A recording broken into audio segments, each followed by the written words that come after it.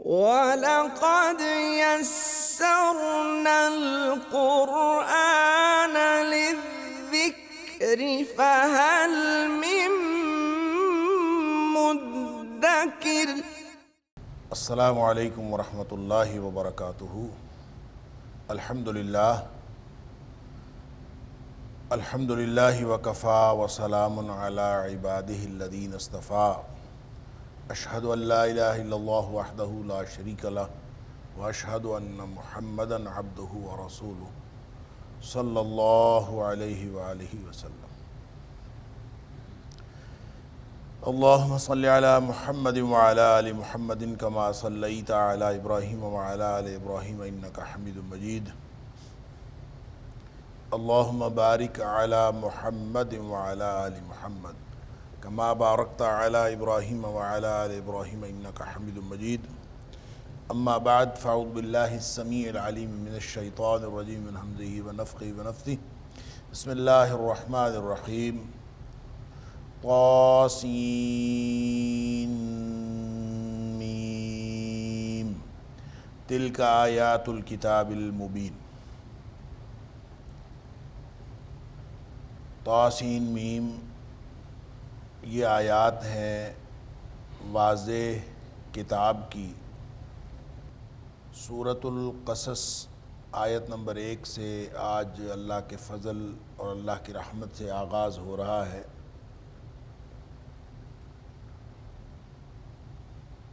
اللہ کی توفیق سے سورۃ النمل پچھلے درس کے آخر پہ مکمل ہو گئی تھی۔ اللہ تعالی ہم سب کی طرف سے قبول فرمائے۔ سورۃ القصص جو ہے لفظی طور پر قصص کا معنی ہوتا ہے بیان یا بیان کرنا، یہ مصدر ہے۔ اس لیے عام طور پر یہ قرآن حکیم میں جہاں کہیں بھی لفظ قصص آیا ہے، مثلا سورہ یوسف کے اندر اس کو احسن القصص کہا گیا ہے، احسن القصص نہیں کہا گیا، احسن القصص کہا گیا ہے۔ تو وہاں بھی اور یہاں اس سورت کے نام کے اعتبار سے بھی، اس سورت کا نام قصص نہیں ہے، قصص ہے، اس کا معنی ہوگا بیان۔ لہذا وہاں بھی اللہ کریم نے جہاں فرمایا کہ احسن القصص، تو اس کا مطلب یہ ہے کہ اللہ تعالیٰ کا بہترین بیان ہے، اور اس کو واضح کرنا، اس کو بیان کرنا۔ اور یہاں بھی قصص کا معنی بیان ہے، نہ کہ یہ قصے کی جمع ہے، جو ایک جس سے مراد ایک کہانی ہوتی ہے، بیان کی گئی ایک کہانی جس کو قصہ کہا جاتا ہے۔ تو یہاں قصص کا معنی بھی بیان ہوگا۔ سورۃ القصص کا جو مرکزی موضوع ہے وہ دراصل قوتوں اور قیمتوں کا وزن، کہ اصل قوت جو ہے وہ اللہ کی ہے اور اصل قیمت جو ہے وہ ایمان کی ہے۔ لہذا پوری صورت اصل میں اسی ایک مرکزی موضوع کے گرد گھومتی ہے کہ دنیا میں جو تمہیں طاقتور نظر آ رہا ہو، چاہے وہ مادی قوت ہو، چاہے وہ اقتدار ہو، غلبہ ہو، کسی بھی طرح سے آپ کو کسی کا غلبہ اور اقتدار نظر آ رہا ہو اور کوئی طاقتور نظر آ رہا ہو، تو اس کی حقیقت کوئی نہیں ہے، اصل طاقت جو ہے وہ اللہ کی ہے۔ اور اگر کسی کے پاس بہت مال و دولت ہے، اور وہ مال و دولت کے اعتبار سے یوں لگ رہا ہے کہ اس سے تو زیادہ کسی کے پاس مادی دولت ہے ہی نہیں، مال و دولت ہے ہی نہیں، تو وہ بھی سمجھنا چاہیے کہ اس کی کوئی قیمت نہیں ہے، انتہائی حقیر۔ اصل قیمت مال و دولت کی نہیں ہوتی، پراپرٹی کی نہیں ہوتی، اصل قیمت ایمان کی ہوتی۔ لہذا قوتوں اور قیمتوں کا اصل وزن کیا ہے، یہ اس سورت کا مرکزی موضوع ہے۔ سورت مکی ہے، کہتے ہیں کہ سوائے ایک آیت کے، آیت نمبر 85 جو ہے، ان الذی فرض علیک القرآن لرادک الی معاد، جہاں اللہ کریم نے فرمایا کہ تجھے واپس جو ہے وہ لوٹنے کی جگہ پر اللہ تعالیٰ واپس یقیناً لائے گا، جس نے تیرے اوپر قرآن نازل فرمایا ہے۔ تو اس کے بارے میں کہا جاتا ہے کہ یہ آیت جو ہے مدنی ہے، باقی ساری کی ساری صورت مکی ہے۔ اور ظاہر ہے مکے کے اندر آپ لوگوں کو معلوم ہے کہ مسلمان تعداد میں بھی کم تھے، کمزور بھی تھے، اور مشرکین طاقت میں بھی تھے، حکومت بھی ان کے پاس تھی، مال و دولت بھی ان کے پاس تھا، اور گویا ان کو بتایا جا رہا ہے کہ یہ جو بظاہر کمزور نظر آنے والے ہیں یہ کمزور نہیں ہیں، ان کے ساتھ اللہ کی طاقت ہے، اور جن کے ساتھ اللہ کی طاقت ہوتی ہے وہ کبھی کمزور نہیں ہوتا۔ اور پھر اس پوری صورت میں آپ یوں کہہ لیجئے کہ حضرت موسیٰ علیہ السلام کا جو قصہ ہے اس کی تفصیل بھی ہے اور اس کی تکمیل بھی۔ سب سے زیادہ جو موسیٰ علیہ السلام کا قصہ، ویسے تو پورا قرآن میں سب سے زیادہ موسیٰ علیہ السلام کا قصہ بیان ہوا ہے، کوئی 18-20 صورتوں کے اندر اس کا تذکرہ ہے، لیکن خاص طور پہ جو 3 صورتیں ہیں، سورۃ الشعراء، سورۃ النمل اور سورۃ القصص، ان 3 صورتوں کے اندر، اور پیچھے سورۃ طٰہٰ جو ہے وہ سورۃ طٰہٰ کے اندر بھی، تو یہاں تسلسل کے ساتھ یہ 3 صورتیں ہیں۔ سورۃ الشعراء کے اندر بھی کچھ بیان ہوا، سورہ نمل کے اندر بھی بیان ہوا، اور یہاں سورۃ القصص کے اندر لگتا ہے کہ اس کی تکمیل ہو گئی۔ اور اس اعتبار سے جو حضرت موسیٰ علیہ السلام کے قصے کو یہاں اس لیے بیان کیا گیا ہے کہ مادی قوت ایمانی قوت کے مقابلے میں کوئی حیثیت نہیں رکھتی، یہ اس قصے سے بات سمجھ میں آتی۔ اور نبی اکرم صلی اللہ علیہ وسلم اور آپ کے جو ساتھی ہیں وہ اگرچہ اہل ایمان جتنے بھی تھے وہ اپنے آپ کو کمزور سمجھ رہے تھے، ان کو یہ تسلی اور تشفی دی جا رہی ہے کہ آپ کو اللہ کی طرف سے طاقت میسر ہے، اور آپ کو ایمان کی، جو آپ کا ایمان ہے اس کی اللہ کے ہاں قیمت ہے، اس لیے کوئی مسئلہ نہیں۔ لہذا یہ جو پوری صورت ہے اس میں جگہ جگہ حضرت موسیٰ علیہ السلام کے قصے کو یا حضرت موسیٰ علیہ السلام کے حالات کو نبی اکرم صلی اللہ علیہ وسلم کے حالات کے اوپر اور اہل ایمان کے حالات کے اوپر منطبق کیا گیا۔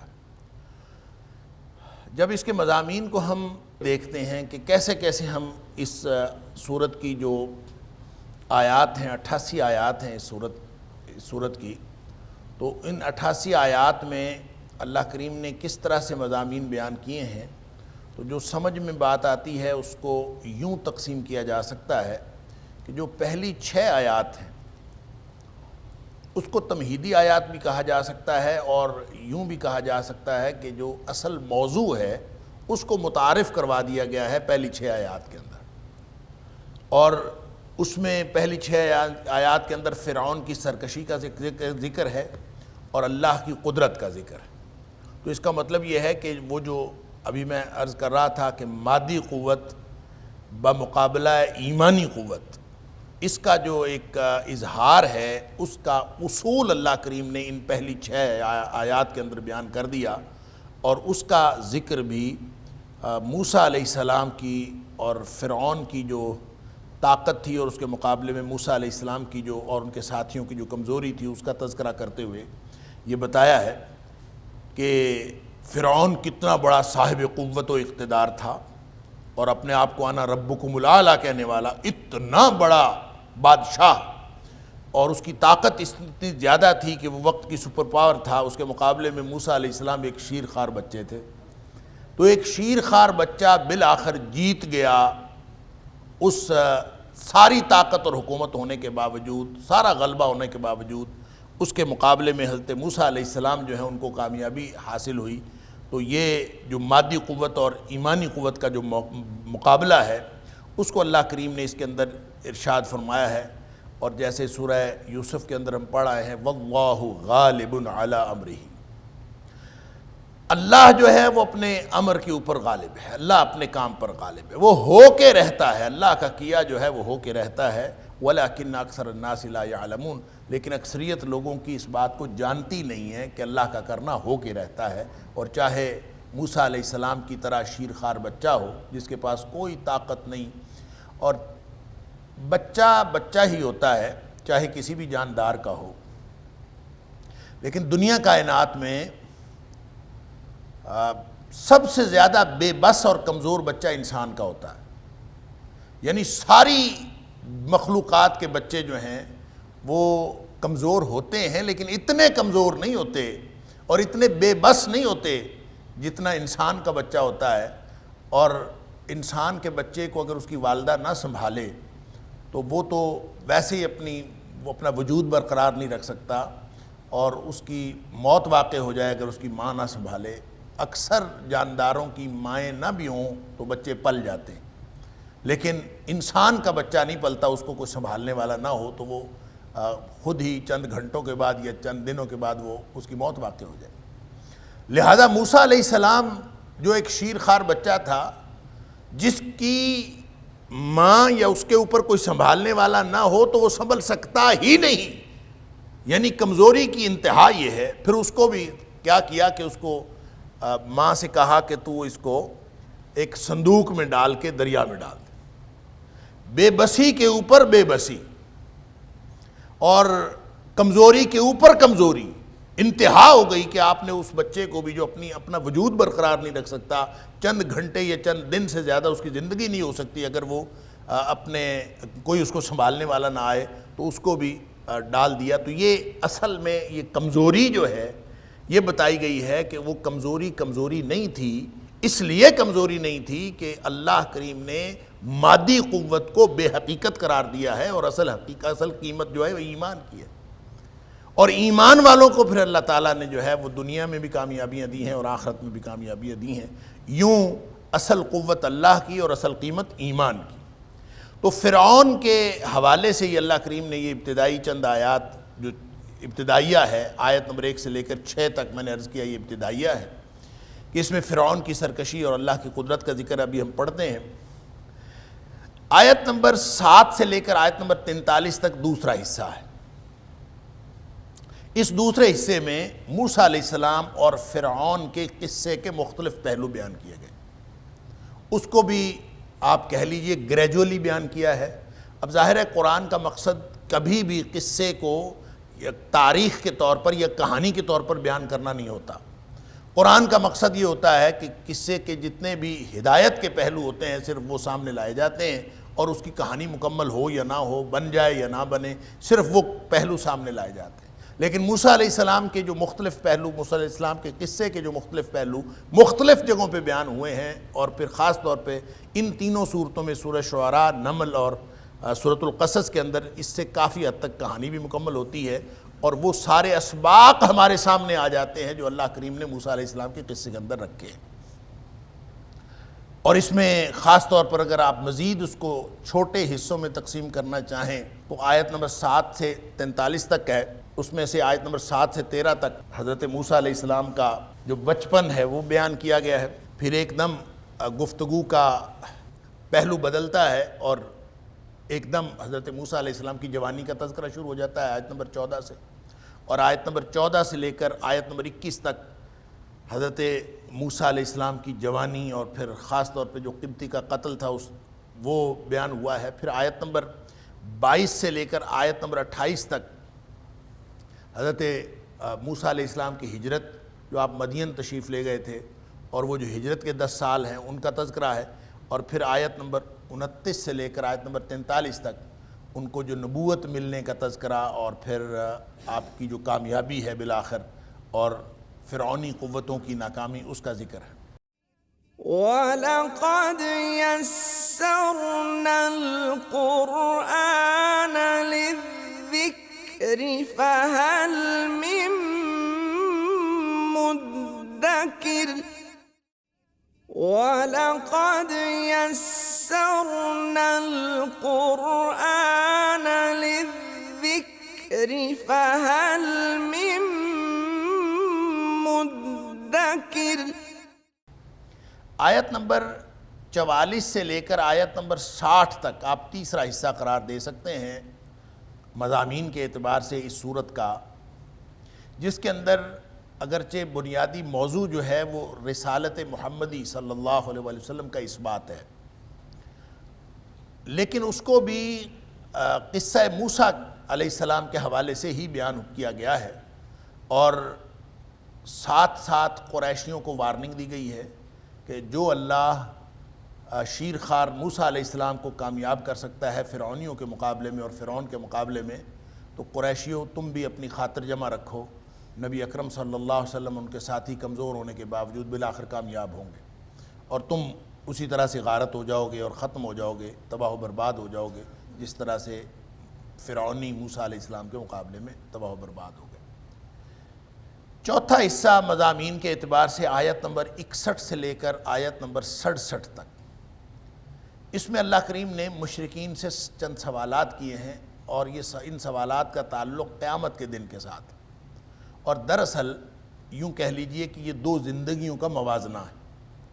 اس دنیا میں جو زندگی ہے اور پھر جو آخرت کی زندگی ہے، سوالات تو یہ قیامت کے دن ہوں گے، لیکن کیسا غفور الرحیم ہے اور کیسا شفیق ممتحن ہے کہ جو سوالات قیامت کے دن ہونے ہیں اس نے دنیا میں بتا دیے کہ تم لوگ اس کی تیاری رکھو اور خاطر جمع رکھو، یہ سوالات وہاں ہوں گے، اور دونوں زندگیوں کا موازنہ بھی کر لو۔ آیت نمبر 68 سے لے کر آیت نمبر 75 تک پانچواں حصہ مضامین کے اعتبار سے کہا جا سکتا ہے۔ اس میں دلائل توحید کا ذکر ہے، اللہ کریم نے توحید کے دلائل دی ہیں، کیونکہ بنیادی طور پر یہ صورت چونکہ مکی ہے اور مکی صورتوں کے اولین مخاطبین مشرکین مکہ ہیں، لہذا اس میں دلائل توحید جو ہے اس کا تذکرہ ضرور آتا ہے۔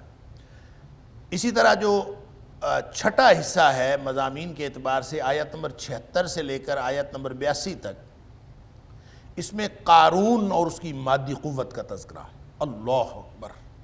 ظاہر ہے وہ بھی فرعونی تھا، قارون بھی ایک فرعونی تھا، اور اس کے خزانوں کی صورتحال یہ تھی کہ ایک بڑی جماعت جو ہے وہ اس کے خزانوں کی چابیاں اٹھاتی تھی، یعنی صرف خزانے نہیں، چابیاں اٹھانے کے لیے ایک بہت بڑا گروہ لوگوں کا چاہیے ہوتا تھا۔ تو اتنا بڑا جو مادی قوت رکھنے والا اور مال و دولت رکھنے والا، اس کی کوئی حیثیت نہیں تھی، اور وہ کیا ہوا، پھر بالآخر وہ زمین میں دھسا دیا گیا، اور اس کی کیا صورت بنی، اس کا تذکرہ آیت نمبر 76 سے آیت نمبر 82 تک۔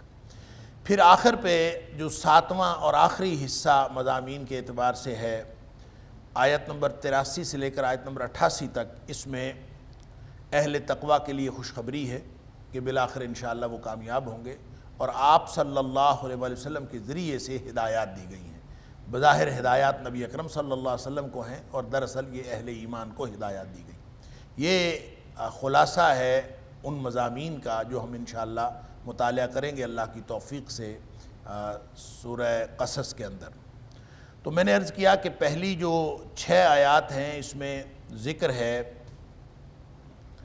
تمہیدی طور پر موسیٰ علیہ السلام کے حوالے سے اور فرعون کے حوالے سے، اور بتایا یہ گیا ہے کہ ایک اتنا بڑا صاحب قوت و اقتدار ایک شیر خوار بچے کے مقابلے میں بالکل بے حیثیت رہا، اور اس کی کوئی حیثیت نہ رہی، تاکہ لوگوں کو پتہ چل جائے کہ اصل قوت دنیا میں کسی طاقتور کی نہیں ہے، اصل قوت اللہ کی ہے۔ بسم اللہ الرحمن الرحیم، طاسین میم، یہ حروف مقطعات ہیں، اس کے بارے میں پہلے بھی کئی دفعہ بات ہو چکی، اور خاص طور پر جب سورہ بقرہ کا آغاز ہم نے کیا تھا، الف لام میم پہلی آیت پڑھی تھی، تو اس موقع پر اس پر قدر تفصیل سے گفتگو ہوئی تھی۔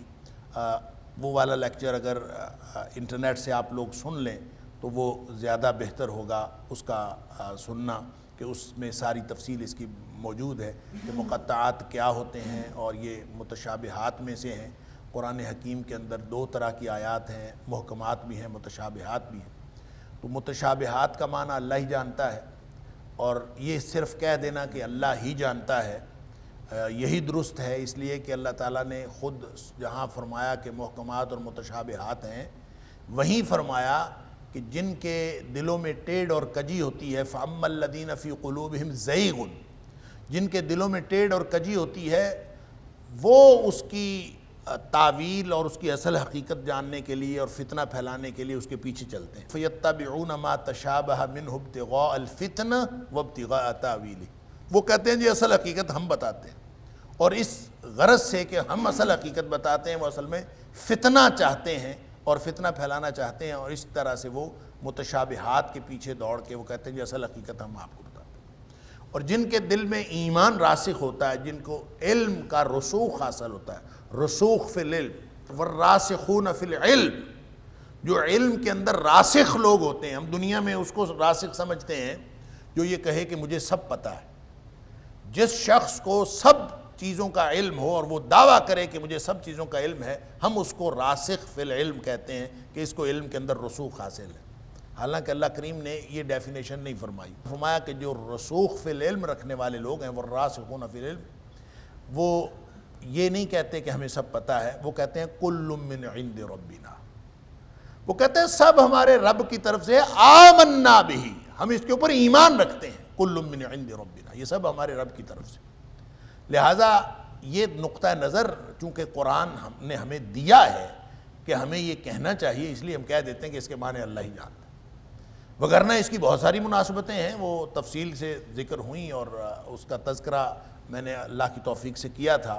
مثال کے طور پر ایک بات جو ہر جگہ پہ آپ کو نظر آئے گی وہ یہ کہ یہ حروف مقطعات ایک چیلنج کی حیثیت رکھتے ہیں، یہ ایک قرآنی چیلنج ہے جو اہل عرب کو اللہ کریم نے کیا تھا، کیونکہ وہ اپنے آپ کو صاحب زبان کہتے تھے، فصیح اللسان کہتے تھے، اور قرآن نے جہاں کہیں حروف مقطعات بیان کیے ہیں اصل مقصد یہ تھا ان کو چیلنج کرنا کہ یہ قرآن انہی حروف سے مل کر بنا ہے، تو انہی حروف سے مل کر یہ قرآن بنا ہے اور تم اس کے مقابلے میں کوئی چیز لے آؤ، جیسے قرآن نے مختلف جگہ پہ چیلنج کیا کہ ایک صورت ہی بنا کے لے آؤ، 10 صورتیں لے آؤ، اس جیسا قرآن بنا کے لے آؤ، اگر تم سمجھتے ہو کہ تم بڑے فصیح اللسان ہو، اور تمہیں تو سورہ کوثر جو سب سے چھوٹی صورت ہے قرآن کی، اللہ اکبر، کہتے ہیں کہ حضرت علی رضی اللہ تعالیٰ عنہ نے جب یہ سورہ کوثر نازل ہوئی تو جا کے کعبہ میں لٹکا دی، کعبہ کے اندر لٹکا دینا یہ وہاں کا عام رواج ہوتا تھا، اور وہیں سے معلقات جو ہیں لٹکا ہوا بڑا ادب ہوتا تھا، اسی سے ادب تخلیق ہوا، اور آج تک 7 معلقات 7 جو ہے معلقے وہ بہت معروف ہیں۔ تو لوگ جو ہیں اپنا اپنا کلام وہاں لٹکا آتے تھے تاکہ لوگ آتے جاتے دیکھیں، اور جو صاحب علم ہوتے تھے وہ اس کو دیکھتے تھے۔ تو سورہ کوثر جو ہے یہ حضرت علی رضی اللہ تعالیٰ نے جا کے وہاں لٹکا، تو اس کے اوپر کسی ادیب نے، کسی شاعر نے گزرتے ہوئے اس کو پڑھا، دیکھا، تو وہ اس کے اوپر کومنٹ یہ لکھ کے گیا، یہ کسی بشر کا کلام ہو ہی نہیں سکتا۔ تو یہ ہے اصل میں چیلنج۔ تو اگر یہ چیلنج ہو، یعنی حروف مقطعات اگر ایک چیلنج کی حیثیت رکھتے ہوں، ایک تحدی کی حیثیت رکھتے ہوں، تو پھر ہونا یہ چاہیے کہ جہاں بھی حروف مقطعات آئے ہیں اس کے بعد قرآن حکیم کا تذکرہ ہونا چاہیے۔ تو یہی ہوا ہے، آپ پورے قرآن میں جہاں کہیں بھی پڑھ لیں، جہاں حروف مقطعات ہیں اس کے بعد قرآن حکیم کا ذکر ہے۔ تو یہاں بھی طا سین میم یہ حروف مقطعات ہیں، اس کا معنی اللہ ہی جانتا ہے، یہ قرآن کا حصہ ہیں، نبی پاک صلی اللہ علیہ وسلم نے خود یہ رکھوائے، اس کو ہم کہتے ہیں ترتیب توقیفی۔ اور ترتیب توقیفی کیوں ہے؟ نبی پاک صلی اللہ علیہ وسلم کی روایت پر موقوف ہے، آپ نے فرمایا کہ فلاں آیت فلاں صورت کے شروع میں رکھ دیں، فلاں آخر پہ رکھ دیں، فلاں درمیان میں رکھ دیں، ساری ترتیب خود نبی پاک صلی اللہ علیہ وسلم نے رکھوائی۔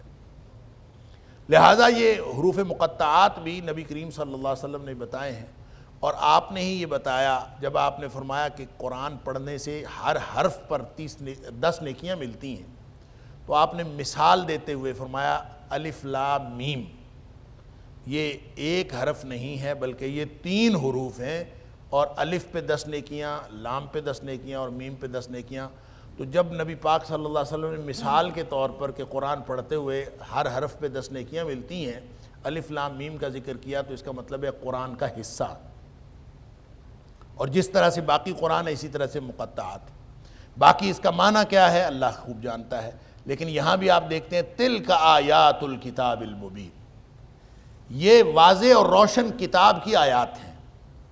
تو اس کا مطلب یہ ہوا کہ جہاں کہیں بھی اللہ کریم نے حروف مقطعات کے بعد قرآن حکیم کا ذکر ضرور ہے، قرآن حکیم کے نزول کا ذکر ہے، اور یہ واضح کس اعتبار سے؟ تلک آیات الکتاب المبین، یہ آیت دوسری دفعہ یہاں پہ آئی ہے، اس سے پہلے یہ سورہ یوسف کی آیت نمبر 2 بھی یہی ہے، سورہ یوسف کی آیت نمبر 2 بھی ایگزیکٹلی یہی ہے، وہاں الف لام را ہے، اور اس کے فوراً بعد جو ہے تلک آیات الکتاب المبین، وہاں بھی یعنی حروف مقطعات کے بعد قرآن حکیم کا تذکرہ۔ تو یہ واضح کتاب کی آیات ہیں۔ اصل میں تلکا کا معنی یہ نہیں ہوتا، تلکا کا معنی وہ ہوتا ہے، ذالکا کا معنی بھی وہ ہوتا ہے، لیکن قرآن میں جہاں کہیں ذالکا اور تلکا بیان ہوئے ہیں، اس کا معنی ہم ترجمہ کرتے ہیں یہ۔ اس کی وجہ یہ ہے کہ عربی کا محاورہ اور ہے، اردو کا محاورہ اور ہے، اور عربی میں سمجھتے ہوئے، عربی میں بات کرتے ہوئے ذالکا اور تلکا وہ کسی قریب والی چیز کے لیے بھی استعمال کر لیا جاتا ہے، جس چیز کے اندر، جس چیز کو زیادہ شان کے ساتھ اور زیادہ یعنی اس کو تیقن کے ساتھ بیان کرنا ہو تو قریب والی چیز کو اوپر بھی بعید کا صیغہ استعمال کر لیا جاتا ہے۔ چونکہ عربوں کے ہاں یہ عام بات ہے، اس لیے اور ان کو تو مسئلہ نہیں ہوتا، لیکن ہم جب ترجمہ کرتے ہیں تو ہمیں دل کرتا ہے کہ یہاں حاذا ہونا چاہیے اور یہاں حاضے ہی ہونا چاہیے، تو یہ تلکا اور ذالکا کیوں ہے؟ اس کے اوپر بھی علماء نے بہت بحث کی ہے، لیکن سہولت کے لیے ہم یہ کہہ سکتے ہیں کہ ہم ترجمہ اس کا یہ کر لیں تو اس میں سہولت رہتی ہے، یا پھر اس کا دوسرا طریقہ یہ ہے کہ اپنا محاورہ درست کرنے کے لیے اور اپنے مفہوم کو درست کرنے کے لیے ہم یہ کہہ سکتے ہیں کہ یہ وہ کتاب ہے، ذالک الکتاب یہ وہ کتاب ہے، تلک الآیات یہ وہ آیات ہے۔ یہ کون سی آیات ہیں؟ تلک آیات الکتاب المبین، یہ وہ آیات ہیں جو کتاب مبین کی آیات ہیں۔ اللہ اکبر! لہذا یہ گویا قرآن حکیم کی آیات کی طرف اور ان کے شان و شوکت کی طرف اور ان کی عظمت شان کی طرف اشارہ ہے۔ واضح کیوں ہیں؟ دو معنی اس کے ہو سکتے ہیں۔ ایک تو یہ کہ احکام اس کے واضح ہیں، تلک آیات الکتاب المبین، یہ واضح کتاب ہے کہ اس کے احکام واضح ہیں، ہر چیز واضح ہے۔ اور دوسرا اس کا معنی یہ ہو سکتا ہے کہ اس کا اللہ کا کلام ہونا واضح ہے، یعنی کلام اللہ ہونے کے اعتبار سے واضح اور عیاں ہے، اس کے اندر کوئی شک نہیں، جیسے ذالک الکتاب لا ریب فیہ کہ یہ وہ کتاب ہے جس کے اندر کوئی شک نہیں۔ کس اعتبار سے؟ یہ وہی بات ہے الکتاب المبین کی بھی، شک نہیں اور یہاں واضح ہے۔ کیا مطلب؟ احکام میں شک نہیں یا اللہ کی نازل کردہ کتاب ہونے میں کوئی شک نہیں؟ تو یہاں بھی وہی دونوں مفاہیم ہوں گے کہ یہ واضح ہے اپنے احکام کے اعتبار سے، یہاں ہر حکم واضح ہے اور کوئی حکم ایسا نہیں جو کسی کی سمجھ میں نہ آتا ہو۔ اسی طرح یہ اللہ کا کلام ہونے کے اعتبار سے بھی واضح ہے۔ نتلو علیک من نبأ موسیٰ وفرعون بالحق لقوم یؤمنون، ہم تلاوت کرتے ہیں تمہارے اوپر، نتلو علیک پڑھ کے سناتے ہیں تمہیں، من نبأ موسیٰ موسیٰ علیہ السلام کی خبر میں سے کچھ، من نبأ موسیٰ موسیٰ علیہ السلام کی خبر میں سے کچھ، یعنی کچھ خبریں ہم موسیٰ علیہ السلام کی، سارا قصہ تو نہیں ہے، سارا قصہ اس میں سے کچھ خبریں سورہ شعراء میں آ گئیں، کچھ سورہ نمل میں آ گئیں، کچھ سورہ طٰہٰ میں آ گئیں، یعنی مختلف صورتوں میں 18-20 صورتوں میں مختلف جگہوں پہ اس کی موسیٰ علیہ السلام کی خبر آ گئی، لیکن کچھ خبر جو ہے وہ یہاں بھی ہے۔ موسیٰ و فرعون، موسیٰ علیہ السلام کی خبر اور فرعون کی، بالحق حق کے ساتھ ہم یہ پڑھ کے سناتے ہیں تمہیں، لقوم یؤمنون ایمان رکھنے والی قوم کے لیے۔ ایک تو اس میں یہ سمجھ لیجئے کہ نبا جو ہوتی ہے، نباؤن خبر بھی عربی زبان کا لفظ ہے۔ وَلَقَدْ يَسَّرْنَا الْقُرْآنَ لِلذِّكْرِ فَهَلْ مِن وَلَقَدْ يَسَّرْنَا الْقُرْآنَ لِلذِّكْرِ فَهَلْ مِن مُدَّكِرٍ۔ نباؤن کا معنی میں نے ترجمہ کیا خبر، اور ترجمہ خبر ہی کرتے ہیں، اسی سے نبی ہے، اور نبی کا معنی ہم کرتے ہیں خبر دینے والا۔ لیکن جو بات میں عرض کرنا چاہ رہا تھا یہاں پہ، نباؤن کا معنی خبر ہے، اور خبر خود عربی زبان کا لفظ ہے، تو پھر خبر اور نباؤن میں کیا فرق ہے؟ تو ان دونوں میں فرق اصل میں یہ ہے کہ جس خبر کے اندر کوئی زیادہ اہمیت ہو یا زیادہ شان و شوکت والی خبر ہو یا ویسے ہی اہم خبر ہو، اس خبر کو نباؤن کہتے ہیں، ہر خبر کو نباؤن نہیں کہتے۔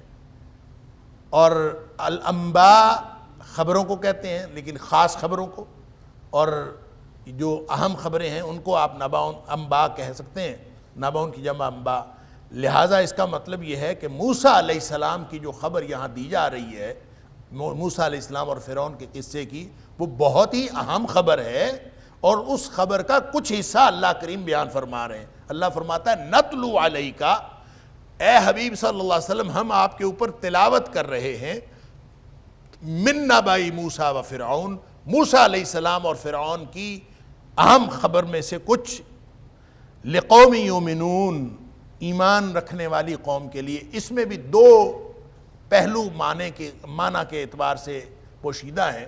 لقوم یؤمنون کا ایک معنی تو یہ ہے کہ یہ قصہ اللہ کریم حق کے ساتھ بیان کر رہے ہیں، کچھ خبریں بیان کر رہے ہیں۔ لقوم یؤمنون، اس وقت اہل ایمان کون تھے؟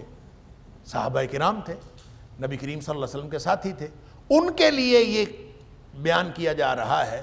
اور ان کے لیے جب بیان کیا جا رہا ہے تو اس کا مطلب یہ ہے کہ تاکہ ان کو پتہ چل جائے موسیٰ اور فرعون کے قصے سے کہ ظاہری طور پر جو مشرکین مکہ کے پاس دولت اور حکومت ہے اس کی کوئی حیثیت نہیں۔ جس طرح فرعون جیسا آدمی، ظالم آدمی اور طاقت رکھنے والا آدمی بالآخر شکست فاش کا شکار ہوا اور تباہ و برباد ہو گیا، اسی طرح مشرکین مکہ جو ہے بالآخر تباہ و برباد ہوں گے۔ اور جس طرح بنی اسرائیل کمزور ہونے کے باوجود اور موسیٰ علیہ السلام خاص طور پر ایک شیرخوار بچہ ہونے کے باوجود کامیاب ہوئے، اسی طرح نبی اکرم صلی اللہ علیہ وسلم کامیاب ہوں گے اور آپ کے ساتھی کامیاب ہوں گے۔ لقوم یؤمنون، اہل ایمان کو یہ سمجھانا مقصود ہے، اس لیے اللہ کریم نے یہ قصہ حق کے ساتھ بیان کیا ہے۔ اس میں سے کچھ خبریں کہ اس کو پڑھ لو تاکہ تمہیں پتہ چل جائے کہ بالآخر اصل طاقت اللہ کی ہے اور اصل قیمت ایمان کی ہے، لہٰذا اہل ایمان کو یہ خبر بتانے کے۔ لقوم یؤمنون کا ایک معنی تو یہ ہوگا۔ یہاں پہ اس اعتبار سے جب ہم کہیں گے تو لام لقوم یؤمنون، اس کو کہتے ہیں لام سبب کا ہے کہ یہ ان کے لیے، یعنی اس وجہ سے بیان کیا ہے تاکہ ان کو یہ پتہ چل جائے۔ لقوم یؤمنون کا دوسرا معنی یہ بھی ہو سکتا ہے کہ یہ ہے ہی ان کے لیے، کسی اور کے لیے ہے ہی نہیں، یعنی قرآن بیان کیا جائے، قصے بیان کیے جائیں، موسیٰ علیہ السلام اور فرعون کی خبر بتائی جائے اور اس پر ساری دنیا سنتی ہے، لیکن فائدہ صرف اہل ایمان کو ہوتا ہے۔ لقوم یؤمنون، یہ دوسرا معنی یہ ہے، جیسے ہم نے سورہ بقرہ کی ابتدا میں پڑھا ھدی للمتقین، ہے تو قرآن ساری دنیا کے لیے ہدایت، ھدی للناس، سارے انسانوں کے لیے ہدایت، لیکن ہدایت حاصل صرف وہ لوگ کرتے ہیں جو متقین ہوتے ہیں۔ تو جس طرح متقین کی پھر آگے صفات بیان فرمائیں کہ اس طرح کی صفات رکھنے والے متقین ہوتے ہیں، اور متقین میں سے جو ہوگا وہ قرآن سے فائدہ حاصل کرے گا۔ اسی طرح یہاں جو قصہ بیان کیا جا رہا ہے اس قصے کو سننے والی تو ساری دنیا ہے۔ آپ جب قرآن پڑھ رہے ہوں تو قرآن پڑھتے ہوئے دیواریں بھی سنتی ہیں، آپ کے جو ارد گرد کی جتنی چیزیں وہ ساری سن رہی ہوتی ہیں، حتیٰ کہ ارد گرد اگر چڑیاں، جانور، مختلف چیزیں پھر رہی ہوں وہ بھی سنتے ہیں، انسان بھی سنتے ہیں۔ تو باقی چیزوں کا سننا اور انسانوں کا سننا، اس میں فرق ہونا چاہیے، اور پھر انسانوں میں سے عام لوگوں کا سننا اور اہل ایمان کا سننا، اس میں فرق ہے۔ لہذا لقوم یؤمنون، یہ فائدہ دے گا یہ قصہ، نتلو علیک من نبأ موسیٰ، کہ ہم وفرعون بالحق، موسیٰ علیہ السلام اور فرعون کا قصہ ہم آپ کے اوپر تلاوت کر رہے ہیں حق کے ساتھ۔ لقوم یؤمنون، یہ فائدہ ان لوگوں کو دے گا، یعنی ان لوگوں کے لیے جو ایمان رکھتے ہیں، یہ فائدہ ان لوگوں کو دے گا جو ایمان رکھتے ہیں، ہر شخص کو یہ فائدہ نہیں دیتا۔ یہ دونوں معنی ذہن میں رکھیے، دونوں معنی اپنے اپنی جگہ پہ درست ہیں کہ یہ ایمان ہوگا تو قرآن فائدہ ہی ان لوگوں کو دیتا ہے جو ایمان کے ساتھ قرآن کو پڑھتے ہیں۔ جن کا ایمان ہی نہیں ہے کہ قرآن اللہ کا کلام ہے، ان کو کوئی فائدہ نہیں ہوتا اس کا۔ ایمان رکھنا اور پھر صاحب کلام کی عظمت کا رعب دل میں رکھنا، یہ بڑا ضروری ہے۔ قرآن سے یا کسی بھی کلام سے استفادے کے لیے یہ ضروری ہوتا ہے کہ آپ کو صاحب کلام کی عظمت کا رعب یا اس کی حقیقت، اس کا تعارف، اس کی معرفت آپ کو حاصل ہو کہ کس نے کہا یہ۔ میں اکثر مثال دیتا ہوں کہ آپ کو میں یہاں بات کرتے کرتے کہوں پکڑ لو، تو یہ میرا کلام ہے، تو اس کو آپ سارے کہیں گے یہ کیا فضول بات کی ہے، کیونکہ آپ جانتے ہیں کہ اس کا میں جب کہہ رہا ہوں تو اس کا کوئی مطلب نہیں، اور اگر یہی بات علاقے کا تھانے دار کہہ رہا ہو پکڑ لو تو اس کا مطلب ہے۔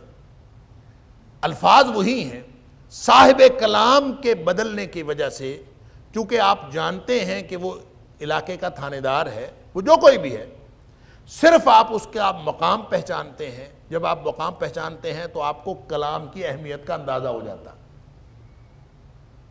اور اگر یہی بات جو ہے وہ ملک کا وزیر اعظم کہہ دے پکڑ لو تو بریکنگ نیوز ہے. ساری دنیا سارے ملک میں تھرتھلی مچ جائے گی کہ یہ کیا کہہ دیا. کیوں؟ پیچھے صاحب کلام کی بات ہے. لہذا جب ایمان رکھنے والا اللہ کی تلک آیات الکتاب المبین، یہ کتاب مبین کی آیات کے اوپر جو ایمان رکھنے والا ہے اس کے اندر تو تھرتھلی مچ جاتی ہے کہ میرے اللہ نے یہ بات فرمائی. اور جو ایمان رکھنے والا نہیں ہوتا اس کو پتہ ہی نہیں چلتا کہ یہ کیا ہوا ہے. کیا چڑیا نے سن لیا، کیا کوے نے سن لیا، کیا دیوار نے سن لیا، کیا مومن کیا مسلمان نے سن لیا، اور کیا عام انسان نے سن لیا. اس کو اگر فرق ہی کوئی نہیں ہے تو اس کا مطلب اس کو فائدہ بھی کوئی نہیں. فائدہ اس وقت ہوگا جب آپ اس طرح سے سنیں جیسے ایمان والے سنتے ہیں. تو لقوم یؤمنون کا دوسرا معنی یہ ہے ان فرعون علا فی الارض. اب یہ تمہیدی جملے اور اصولی باتیں بتائیں، کہانی آگے ہے. تمہیدی جملے اور اصولی باتیں ذرا سمجھ لیجئے. ان فرعون علا فی الارض، یہ جو فرعون تھا بے شک فرعون علا فی الارض، اس نے زمین میں سرکشی کی تھی. اللہ اکبر، تکبر اور بڑائی اختیار کی. علا کا مطلب ہوتا ہے بلند ہوا، کہ اس کا اپنا مقام جو ہے اس سے وہ بلند ہو گیا، اس نے اپنے آپ کو بڑا بنایا. ان فرعون علا فی الارض، بے شک فرعون نے زمین میں سرکشی کی تھی، تکبر کیا تھا، بڑا بنا تھا. وجعل اہلہا شیعا، اور اس نے وہاں کے رہنے والوں کو گروہوں میں تقسیم کر دیا تھا. وجعل اہلہا شیعا، شیعا کا مطلب ہوتا ہے مختلف گروہوں میں تقسیم کر دینا. ان کو مختلف گروہوں میں تقسیم کر دیا تھا. یستضعف طائفۃ منہم، کمزور کرنا چاہتا تھا ان میں سے ایک گروہ کو. یذبح ابناءہم، ذبح کر ڈالتا تھا ان کے بیٹوں کو. ویستحیی نساءہم، اور زندہ رکھتا تھا ان کے عورتوں کو. انہ کان من المفسدین، بے شک وہ فسادیوں میں سے تھا، بگاڑ کرنے والوں میں سے تھا. علا فی الارض، زمین میں بڑائی اختیار کی، زمین میں سرکشی کی، زمین میں بڑا بنا. تو زمین سے مراد کیا ہے؟ زمین سے مراد مصر کی زمین ہے، مصر کی سرزمین. بعض لوگوں نے اس سے یہ استدلال کیا ہے کہ علا فی الارض کا مطلب ہے کہ روئے زمین پر فرعون کی بادشاہت تھی، کیونکہ الارض ہے، الارض کا مطلب ہے روئے زمین پر. لیکن یہ بات درست نہیں، دو حوالوں سے. اس لیے کہ ایک تو فرعون، جب بھی آپ کہیں تو فرعون کا نام سنتے ہی آپ کے ذہن میں جو سرزمین آتی ہے وہ کون سی ہے؟ وہ مصر کی سرزمین. فراعنہ ہوتے ہی مصر کے بادشاہ تھے. ظاہر ہے مختلف جگہوں کے بادشاہ مختلف ناموں سے پکارے جاتے تھے.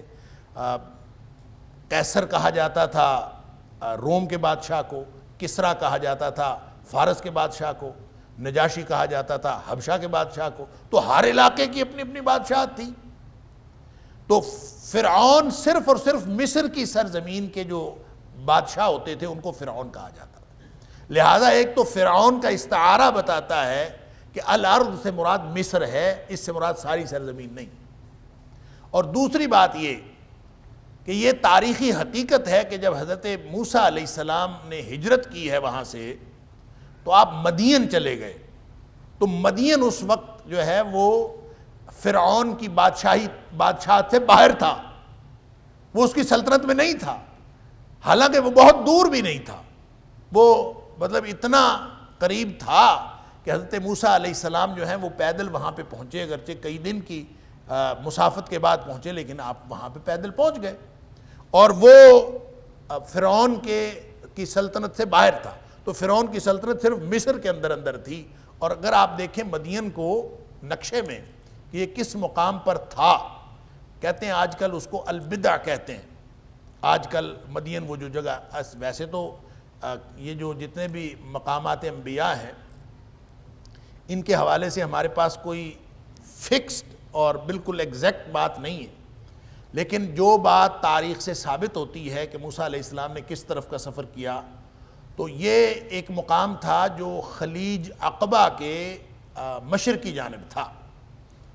اور خلیج عقبہ میں پہلے بھی کئی دفعہ سمجھا چکا ہوں کہ بحیرہ احمر ہے بالکل یہ جو بحیرہ عرب بحر ہند کے ساتھ جڑا ہوا ہے، اور بحیرہ عرب سے پھر ایک الگ سے ایک سمندر نکلتا ہے جس کو بحیرہ احمر کہا جاتا ہے. بحیرہ قلزم بھی اسی کو کہتے ہیں. اور یہ جدہ جو ہے اس کی بندرگاہ یہ بھی بحیرہ قلزم، یہ بحیرہ احمر کے اوپر. یہ جب اینڈ پہ جاتا ہے آخر پہ تو یہ دو حصوں میں تقسیم ہو جاتا ہے، یوں دو شاخہ بن جاتا ہے. جب وہ دو شاخہ بنتا ہے تو اس کی جو لیفٹ والی شاخ ہے دونوں کو خلیج کہتے ہیں، ایک یہ خلیج ہے ایک یہ خلیج. اس کی جو لیفٹ والی یوں کہہ لیجئے کہ شمال کی جانب ان کی دونوں یوں شاخیں بنتی ہیں، تو ایک اس کو خلیج سویز کہتے ہیں، اور جو ادھر والی یہ ادھر مصر کے قریب ہے، اور جو ادھر سعودی عرب کے یا ادھر والے علاقے کے قریب ہے مشرقی، اس کو خلیج عقبہ کہتے ہیں. ادھر سے خشکی کا راستہ ہے. اس خشکی کے راستے کو ہی پکڑنے کے لیے حضرت موسیٰ علیہ السلام مصر سے نکلے تھے، لیکن وہ خشکی کے راستے کی طرف جانے کی بجائے سیدھے وہ جو خلیج سویز میں آ گئے. اور بحیرہ احمر کا وہ جو حصہ جو خلیج سویز بنتا ہے یہی وہ سمندر کا حصہ ہے جس کو اللہ تعالیٰ نے خشک کر دیا تھا موسیٰ علیہ السلام کے نکلنے کے لیے. اور یہ دونوں خلیجیں ہیں، ان کے درمیان میں یہ جو ایریا ہے اس کو وادی سینا کہتے ہیں. اور موسیٰ علیہ السلام جب نکلے ہیں تو ان کو پتہ تھا کہ یہ جو خلیج عقبہ ہے یہاں تک جو ہے یہ فرعون کی بادشاہت، اور خلیج عقبہ کے دوسری طرف فرعون کی بادشاہت نہیں تھی. اس کا صرف جو مغربی حصہ ہے صرف وہاں تک فرعون کی بادشاہت تھی، اور اس کے مشرقی حصے میں نہیں تھی. لہٰذا وہ مشرقی حصے میں آگے جا کے ایک جگہ ہے جہاں وہاں مدین تھا، اور وہاں تک وہ گئے، یعنی فرعون کی دستبرد سے وہ نکل گئے. تو اس سے یہ پتہ چلتا ہے کہ جب مدین تک بھی فرعون کی سلطنت میں شامل نہیں تھا تو اس کی تو بہت مختصر سی چھوٹی سی سرزمین تھی. تو اللہ کریم نے اس کی جو سرکشی ہے اس کی گریوٹی کو بتانے کے لیے فرمایا ہے کہ عَلَا فِی الْأَرْضِ، اس نے اپنے آپ کو زمین میں بڑا بنا لیا تھا. وگرنہ اس سے مراد اس کی بادشاہت بڑی نہیں تھی، بادشاہت تو اس کی چھوٹی سی تھی، مصر کا بادشاہ تھا بس، اور اپنے آپ کو بڑا سمجھتا تھا. اس نے یعنی خود ہی تکبر اور بڑائی اختیار کی تھی. إن هذا القرآن يهدي للتي هي أقوم ويبشر المؤمنين الذين يعملون الصالحات أن لهم أجرا كبيرا